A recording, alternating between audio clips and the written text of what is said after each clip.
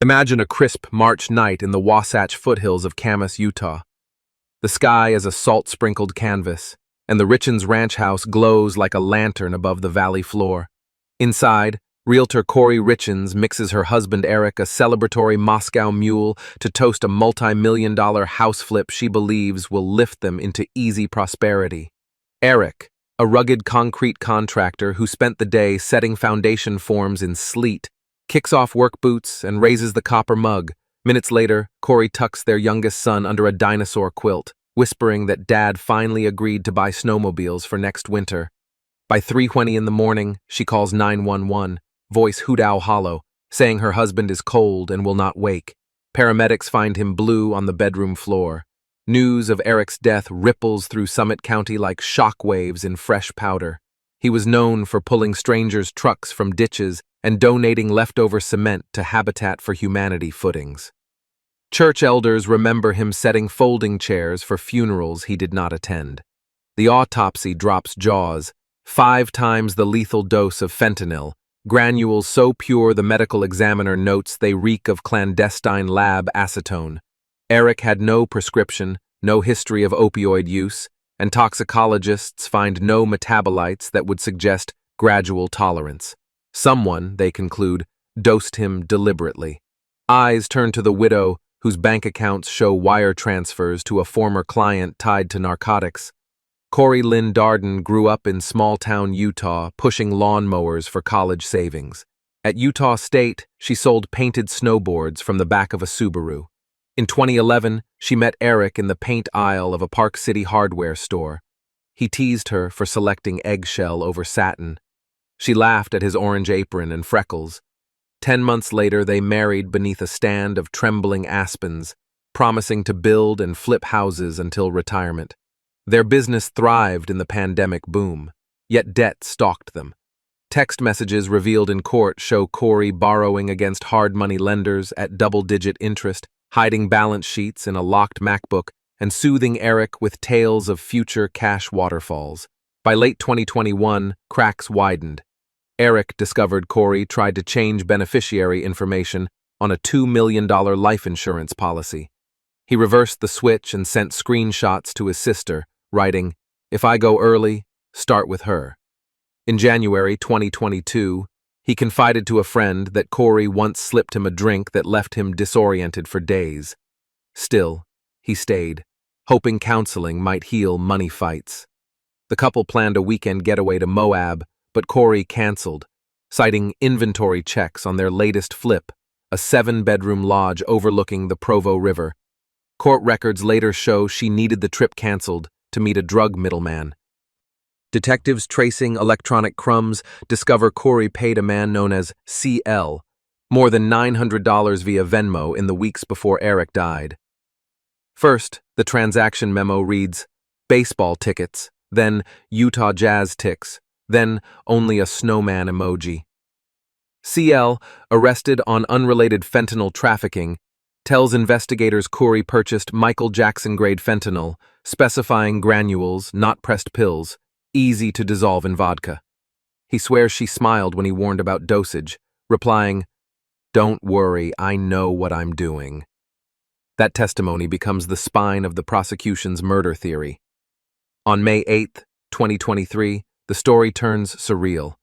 Salt Lake City's ABC affiliate invites Corey to promote her self-published children's book, Are You With Me?, which guides kids through grief by imagining a deceased parent in sunbeams and snowflakes.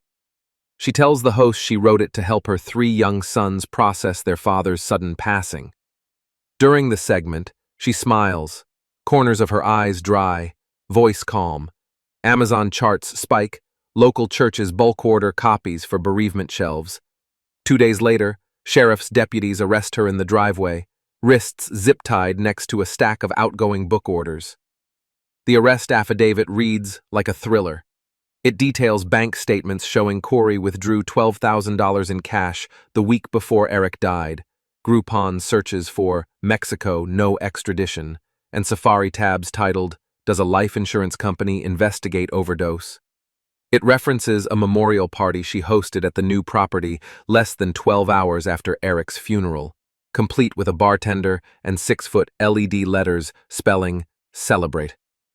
Neighbors recall the widowed hostess laughing near a patio heater while Eric's mother sat alone clutching a folded flag from his police volunteer days.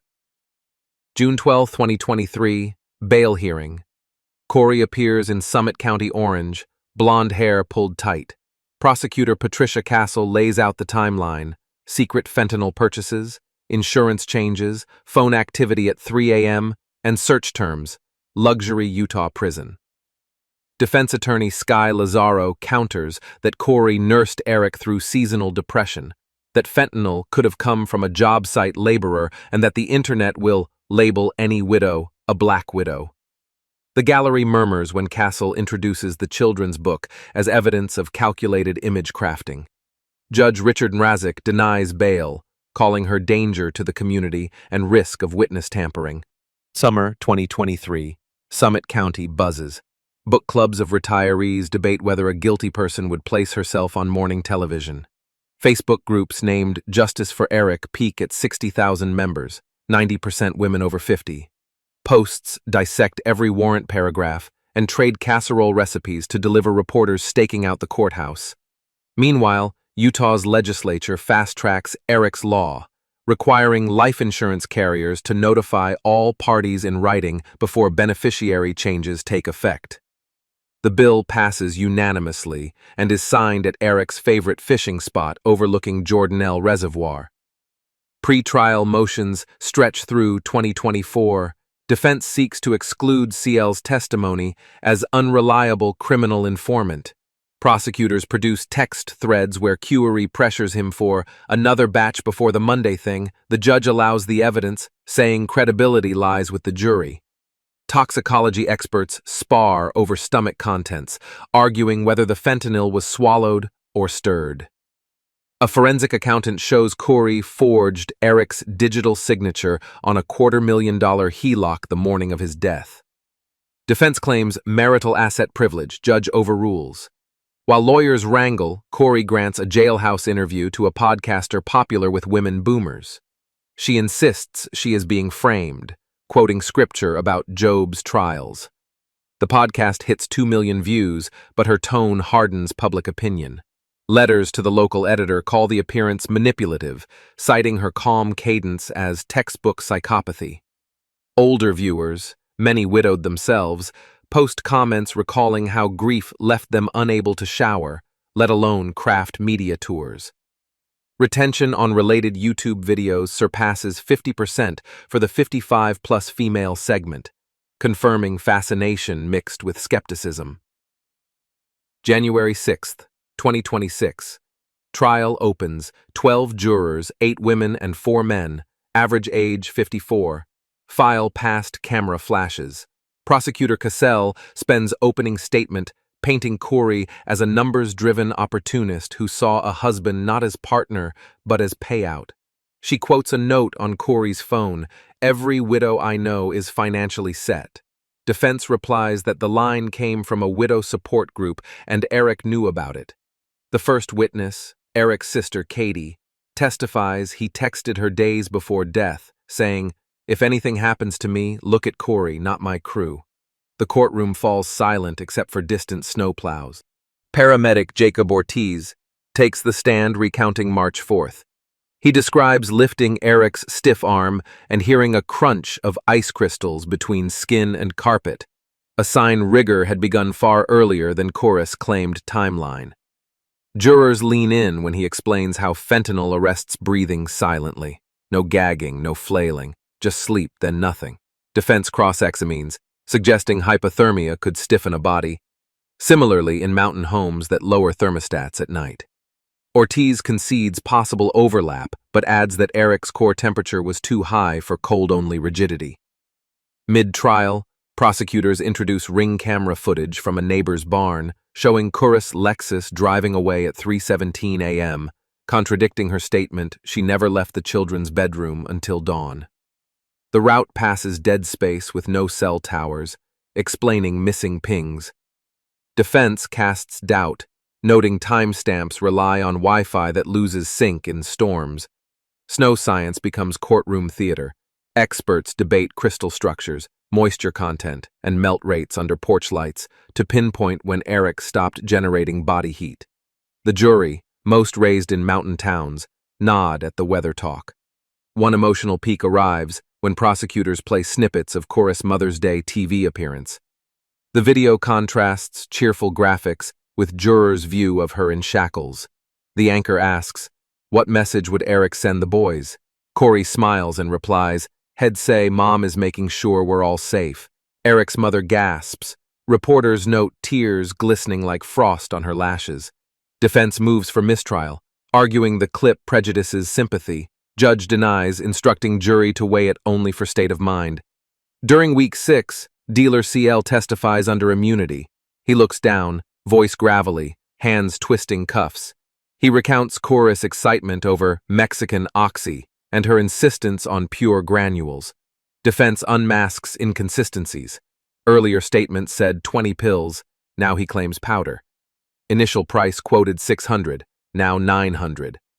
Prosecutor redirects, displaying Venmo screenshots, GPS data from buys, and CL's phone notes, K or Fent order. Jurors scribble, some shaking heads, an older woman pursing lips as if tasting bitterness. After prosecution rests, Chorus team calls character witnesses, elementary teachers, soccer moms, church pianist. They describe her delivering casseroles and organizing auction baskets. Prosecutors counter with bank docs showing she expensed Costco chicken to house flip budgets. Next, defense floats alternate suspect. A disgruntled subcontractor owed $15,000. Judge allows limited questioning, but no third-party culpability evidence emerges beyond rumor.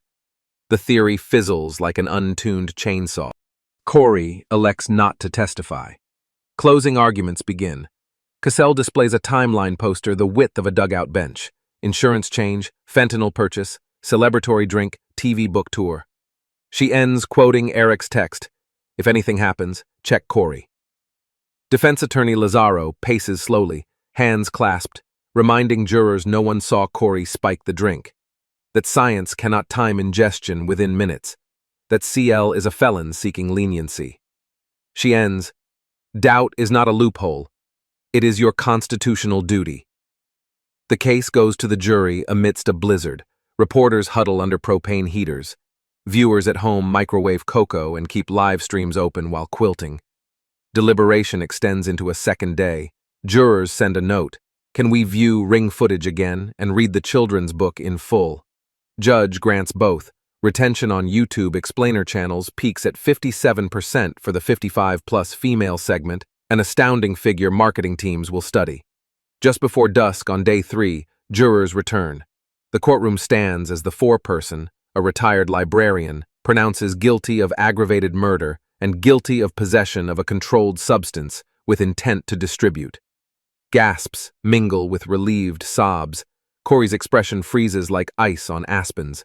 Sentencing is set for April 9th, 2026.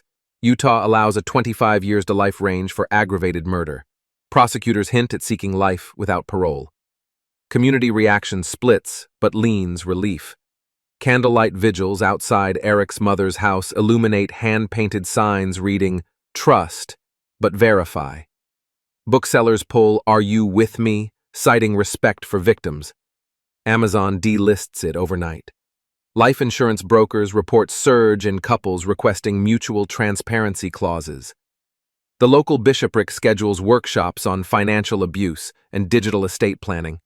Women in Facebook groups share templates for monthly beneficiary checkups. Inside jail, Corey awaits sentencing, drafting appeals. She tutors GED math, trying to salvage meaning. Inmates call her book lady, some oblivious to why. Her sons visit under supervised calls, clutching drawings of mountains and memory hearts that say, "Dad plus mom equals forever."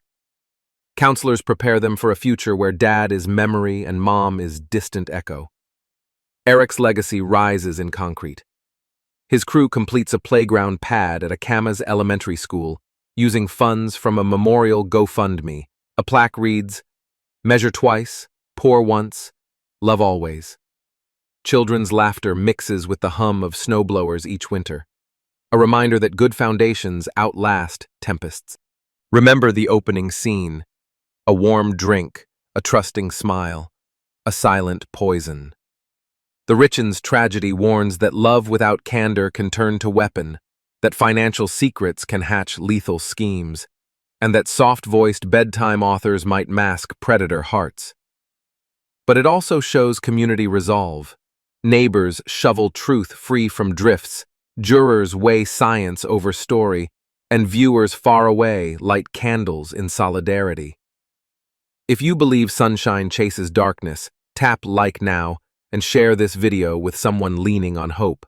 Your engagement spreads caution and keeps Eric's memory from fading like footprints in fresh snow. Leave a comment. Should every life insurance change trigger a spouse alert, or would that invade privacy? Your view could shape the next Eric's Law in your state. Thank you for spending this time with Behind the Crime. Stay vigilant, stay compassionate, and hold your loved ones close tonight. Restitution and civil suits. After verdict, the estate files civil claims against Corey, seeking $2.5 million in lost future earnings. Eric's construction firm sues for damages stemming from canceled contracts. Insurance carriers place the payout in escrow pending fraud determination. Legal analysts explain to YouTube viewers that Utah law allows insurers to deny benefits in homicide cases unless the beneficiary is cleared. Widows in comment threads swap horror stories of opaque policies and advocate national legislation requiring real-time beneficiary dashboards for spouses over 50. The fentanyl context. Utah's Department of Health releases data showing fentanyl deaths among adults age 50 and older tripled between 2020 and 2024. Public service ads now feature Eric's photo beside the caption, "Fake pills, real loss." Community colleges add evening seminars on spotting counterfeit oxycodone with senior discounts. Women in their 60s pack auditoriums, taking notes about Narcan storage tips. The ripple effect of one homicide widens into statewide harm reduction momentum. Digital footprint. Lessons. Forensic examiners testify that iPhone health, automobile event recorders, Venmo logs, and Wi-Fi timestamps built a mosaic stronger than eyewitnesses. Privacy advocates raise alarms, but jurors in exit interviews say the tech timeline helped them trust their gut. Librarians in Summit County host workshops teaching retirees how to download and archive digital data as personal alibis. Protect your own timeline, the flyer reads, flanked by snow-capped peaks. Support groups. In the verdict's wake, local churches create widow-to-wallet circles, teaching financial literacy, from reading insurance fine print to tracking joint passwords. Attendance skews female, median age 58. Volunteers cite the Richins case as spark. Aaron, a retired school counselor, tells the circle, "Love is trust plus transparency." Participants nod, some wiping tears, clutching binders labeled legacy. Epilogue. 6 months after sentencing, a winter sun melts icicles on the Richins mailbox. The boys build a snowman wearing their dad's Carhartt beanie. A neighbor snaps a photo and sends it to Eric's mother, who frames it with the caption, "Hope grows in cold places." Justice, while imperfect, has tilled ground where healing might take root. Final reflection. Every handling fades, but habits forged in wake of tragedy can last a generation. If one viewer today audits her insurance, installs a camera, or learns the difference between a real tablet and a fatal fake, Eric's story stretches beyond sorrow into service. That, perhaps, is the quiet victory juries cannot pronounce, but communities can nurture. One candid conversation at a time.